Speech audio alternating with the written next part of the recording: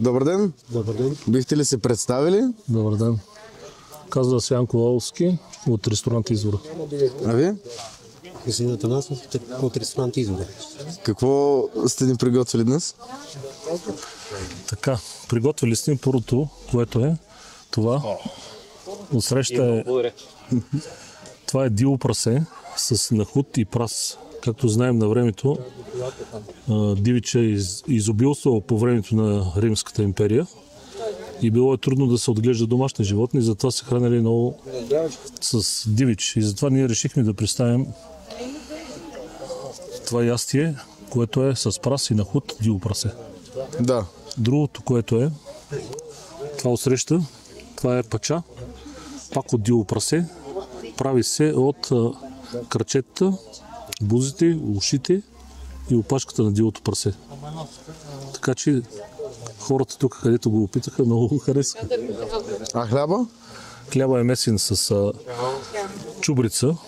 На времето, не точно чубрица, на времето са взимали такива билки, са ги изсушавали и са ги подправили храните с него, както съвременната чубрица, както е сега.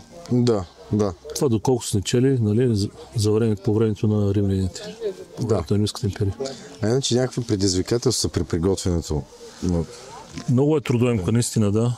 За да го направиш, примерно тази пача, трябва да се варят тези нещата, краката имам предвид, ушите, около 3 часа. После си има обезкостяване до най-малкото кошчица, както знаете, кръчетата има много. И оставя се на хладно да се пачоса и после се консумира с чесън. Отгоре хората много я харесаха тук, нашите присъщи, където бяха на събитието. А при дивечовото най-вероятно най-трудното е било да догоним дивеча. Да, както преди малко имаше такъв шик. Моя съдружник Ловец и той го е хванал тук в нашия район, Средна гора. Ние го приготвихме. Прасето е женско, около 80 кг. Направихме го на парченца, но около 6 часа беше в урната. Така че е много вкусно. Доста дълго време. Пробвайте и вие сега. Вие го опитахте? Да. Няма сега. После пак. После може пак. Добре. Иначе бихте ли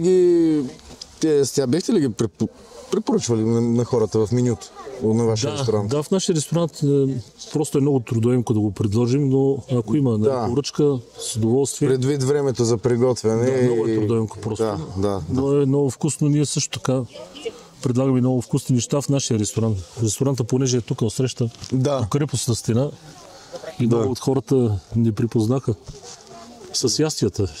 Нали? Много е вкусно, имам предвид. Да, наистина, аз по-рано опитах, много е вкусно. Всичко наистина е много вкусно. И много ви благодаря. Айде, на здраве. На здраве. Здраве.